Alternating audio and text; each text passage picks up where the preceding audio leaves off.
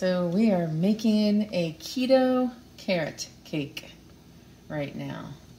And these are all the ingredients that you're gonna need. Those are gonna be your dry ingredients. And we'll talk about each one as we go through. Okay, so first thing we're gonna do is get these pans ready. These are 8-inch cake pans. I've buttered them. And then I've got some parchment paper. And I just took this to cut out around it. And they have to fit inside, so I'm just gonna cut just inside the line.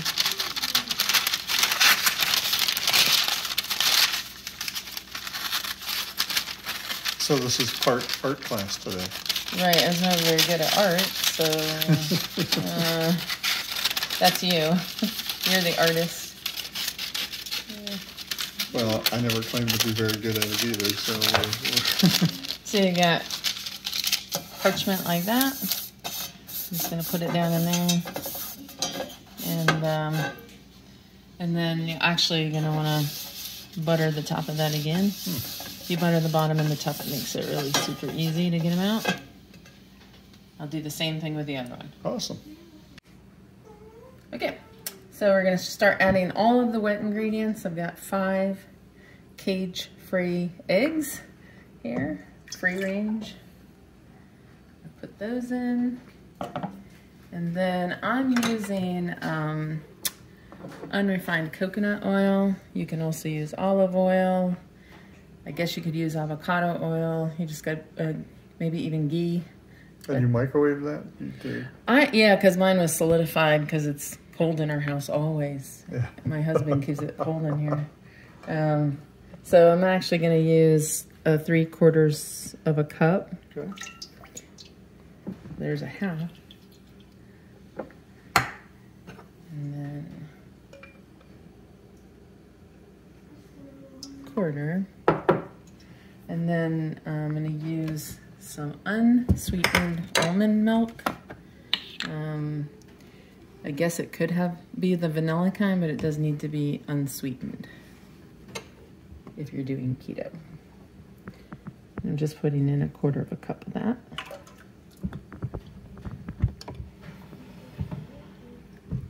And then I'm going to put in a teaspoon of my favorite vanilla. And you'll see when I use vanilla, I always do a generous teaspoon because I really like my vanilla. I thought you just had shaky hands. And then we're also going to add the carrot because that's considered a wet ingredient. One cup? That is 1 cup of shredded carrot, and I packed it in there pretty good. Not like super tight, but pretty good. And then we're gonna just mix this together until everything's nice and mixed well, and then we'll put the dry ingredients together after. Okay,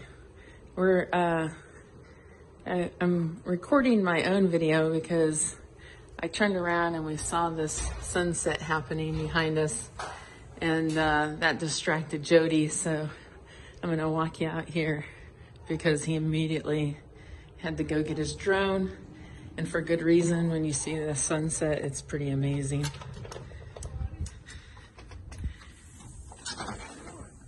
Fantastic, how are you? Look how cool that is. Man, it looks awesome. That's our neighbor talking to us. Yeah, I'll say. And there goes the drone.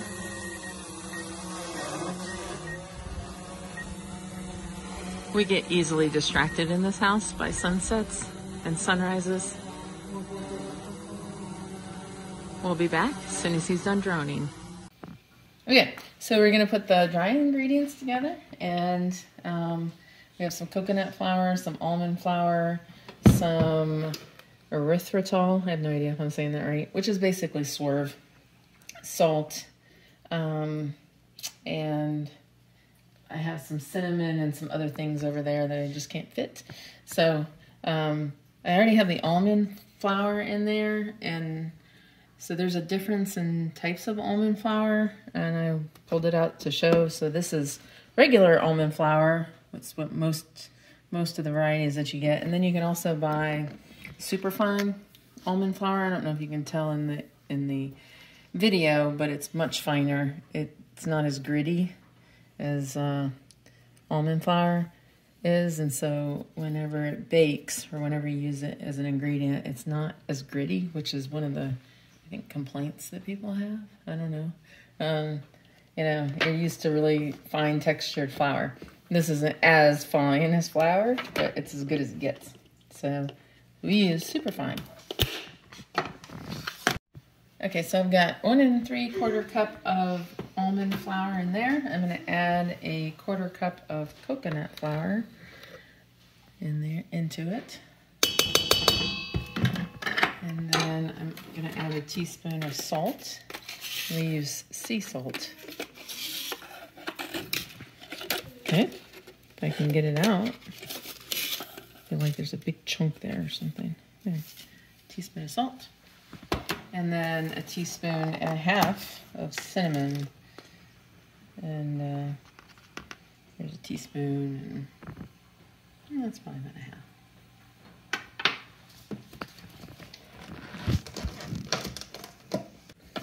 And then you need 2 teaspoons of baking powder. Make sure your baking powder is fresh. You don't bake that often, you might want to buy a new one. This is pretty much what's going to help it to rise, as much as a keto baked item can rise. Don't expect your cakes to be fluffy. They're not going to come out as fluffy. They're going to be more dense. And then the only other thing I was going to go ahead and add to the wet ingredients, which I've already mixed together, is at least a half a cup for us, because we're sweet tooth, of the Swerve erythritol. You might want to taste, like if you don't like things really sweet, you might want to put like 1/4 cup in and then taste again, but the recipe actually calls for a half cup, so that's what we're using. Yep, I'm gonna add that in there. I'm gonna turn this on and it's gonna get loud, and while that's mixing up the sugar in with the wet ingredients, I'm gonna stir this, and then I'm slowly gonna add the dry ingredients just until they're incorporated. If you keep mixing it after that, it's just gonna make your cake even more dense and it won't taste as good. So I'm gonna turn this on, you won't be able to hear in order. So. Okay.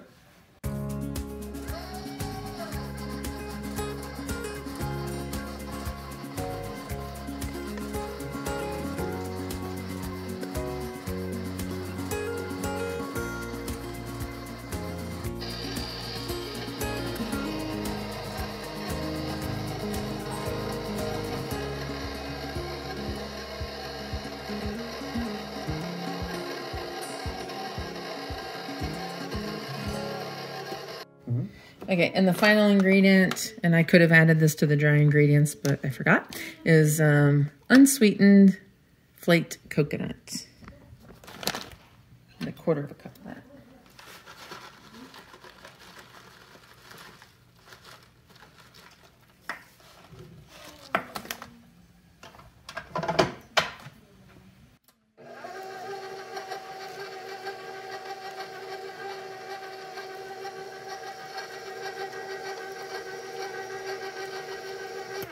And then we're going to split this up into 2 pans. While I'm splitting it, I'll tell you, I might have made a bit of a boo-boo. If you look at this here on the side, the recipe calls for olive oil and not coconut oil, but I don't like baking things with olive oil. I think it has a weird flavor. So I decided to use coconut oil, but I didn't use the kind of coconut oil that stays liquid. So it's kind of solidified in this cold stuff, in this cold mixture. So I don't know how that's going to affect, or if it will even affect the end result, but just saying that in case this cake comes out looking really strange.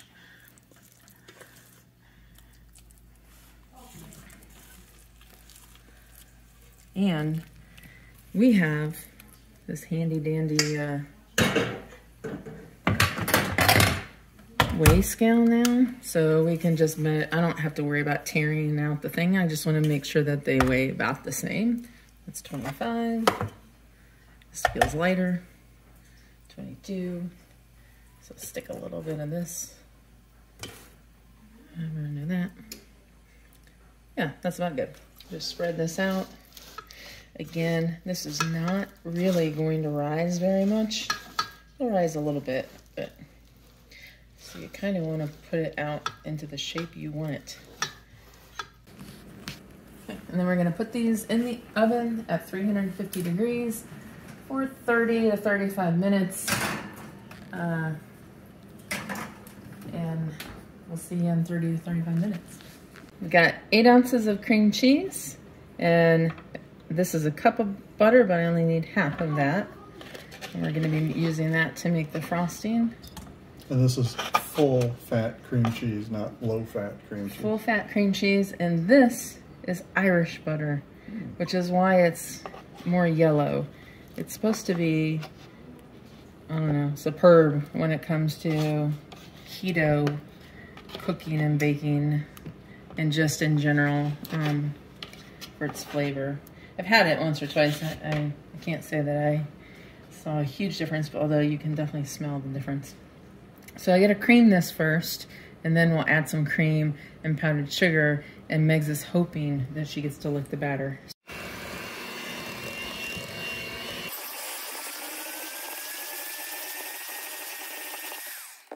All right, I've creamed the butter and the cream cheese together. You want to make sure there's no lumps or anything. And then we're gonna add Swerve powdered sugar, which is just like regular powdered sugar. It just doesn't actually have any real sugar in it, and so it has 0 net carbs. Start with 1/4 cup. Actually, I'm gonna go ahead and put 1/2 cup in because I know I'm gonna need 1/2 cup. So,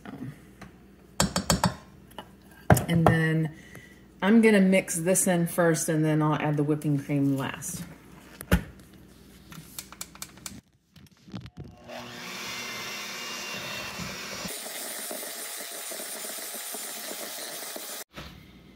And I don't think the recipe actually calls for vanilla, but you know, you can always, I mean, what's icing without vanilla in it? So I'm gonna add that vanilla, and I'm gonna add 4 tablespoons of heavy whipping cream.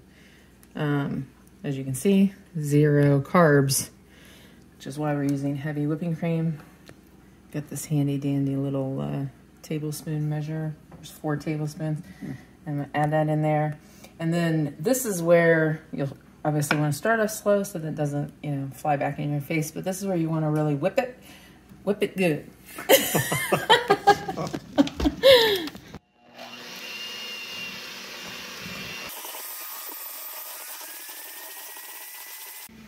So I'm gonna add another 1/4 cup of powdered sugar because this is not very sweet. And I like things sweet. And again, 0 carbs of this powdered sugar, so no guilt there.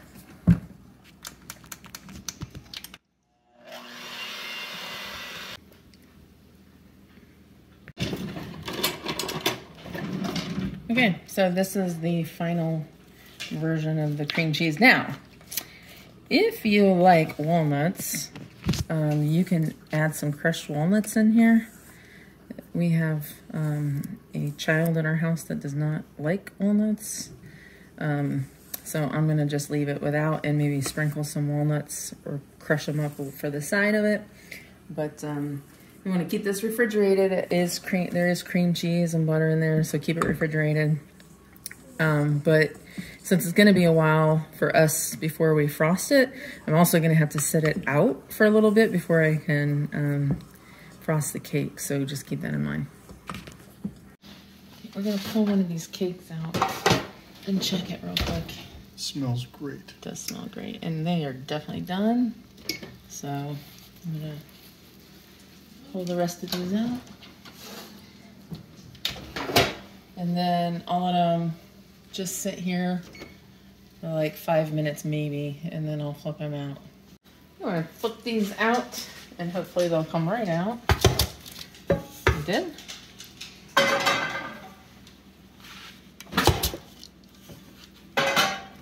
And while they're still hot, oh, it smells so good. It does smell really good. You can pull off the parchment.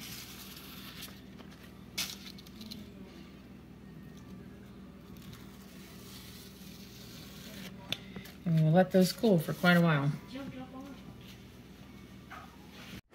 Okay, it is time to put this cake together and icing it and eat it. These are totally cool.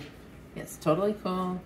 I took the cream cheese frosting out of the refrigerator about 20 minutes ago, and I've stirred it so it's really ready. Actually, you definitely want to stir it and like whip it up and stuff, but I already did that. So I've got this handy dandy little thing. Forget what it's called. Cake swirler. I'm gonna call it a cake swirler. The old cake swirler. Yes, and I use these little these things right here that I can then move it over into one of those cake savers. Did you affix that to this? I used a little bit of frosting on the underside so that it doesn't slide around. And then I would normally use like wax paper, but I'm out of wax paper. So I'm gonna use aluminum foil, put it around the edge. And the reason for that, you'll see in just a second. I'm gonna put this on, put the bottom on. And then we'll go ahead and put some frosting on it. Not that much. Third or something? Yeah, maybe about a third. Okay. And if you have one of these, I'm pretty sure they're called an offset spatula. It does make icing the cake a lot easier.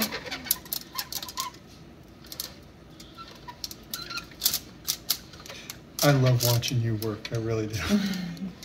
This is not work for Shelly. This is like jet skiing. Not for her. What? She's not a big fan of jet skiing. No. But this is Not at all. She's a little triggered when we mention jet ski at the house, but Yeah, that's a story for another day. yeah. Now we're ready to put the second layer on, and for that you flip it over and lay it right on. It as even as you can. And then I'm going to go ahead and put the rest of the frosting, well, not all of it, but most of it on here.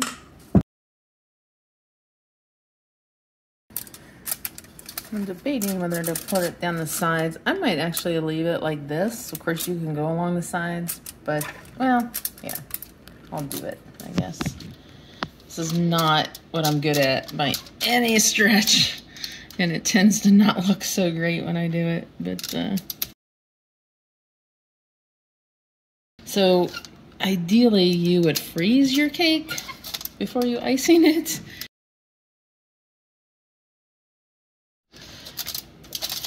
If you wanted to get real fancy, you could, you know, you could really even it out. I'm going to keep it rustic like this. Rustic. And then the last thing that we're going to do is just add some walnuts, which I have put in a bag, and just use this and smash them down into little bite-sized pieces. Naughty walnuts. And we're only going to do some of the cake. I think I'm just going to put it around the edge. Okay, so there's that, and then this is the reason why I use the aluminum foil, because then I can just pull these pieces out. Oh, I gotcha. And now you don't have a messy. So I feel like I'm watching behind the scenes at Disney World. And now you can put it on your cake saver, stick it in the refrigerator. And it does need to stay refrigerated, although if you want to eat it, you can eat it cold. But remember your coconut oil. If you use coconut oil, it's probably going to solidify in there a little bit, so you might want to let it sit out for a while. And awesome. I like it better cold.